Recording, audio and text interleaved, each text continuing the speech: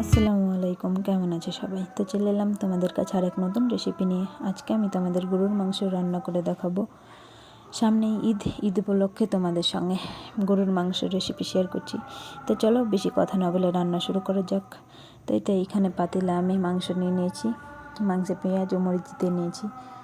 তো এবার লবণ দিয়ে নিলাম, হলুদ, মশলা।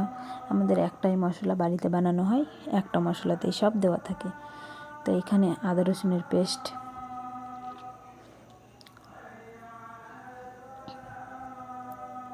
তেল। তো এবার মাংসটা ভালোভাবে ম্যারিনেট করে নিতে হবে। ম্যারিনেট করে 10 মিনিট মতো রেখে দিতে হবে।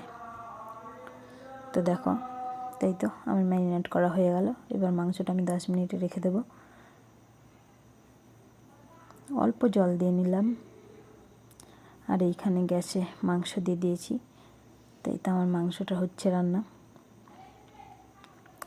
এইখানে মাংসটা আমার ফুটে উঠেছে। তো যেই জলটা আছে ওই জলটা ভালোভাবে গায়ে লাগিয়ে নিতে হবে। তাই তো আমার যেই জলটা ছিল ওই জলটা শুকিয়ে গেছে। তো এইবার গ্যাসটা আস্তে করে দিয়ে 15 মিনিট মতো কষিয়ে নিতে হবে। তো আমি 10 থেকে 15 মিনিট মতো কষিয়ে নিয়েছি।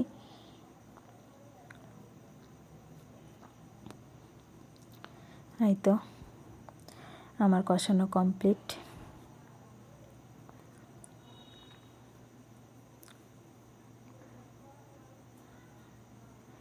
আর এইখানে গা থেকে তেল উঠে এসেছে।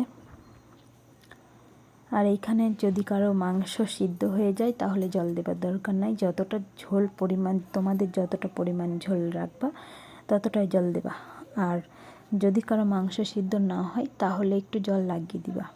তো আমার মাংসটা সিদ্ধ হয়নি, খুব অল্প বাকি ছিল, তো আমি 1 গ্লাস মতো জল দিয়ে নিয়েছি। তো এবার ভালোভাবে জলটা লেড়ে দিলাম। আর এইদিকে আমার আলু ভাজি করতে দিয়েছিলাম। তো এখানে আমার আলু ভাজি হয়ে গেছে। আর এইদিকে আমার মাংস অলমোস্ট কমপ্লিট। আমি এমনই ঝোল রাখবো, এর থেকে বেশি আর ঝোল মারবো না। তো এবার গ্যাসটা একটু আস্তে করে দিয়ে রেখে দেবো, তাহলে আমার হয়ে যাবে। আর এই তো আমার মাংস রেডি।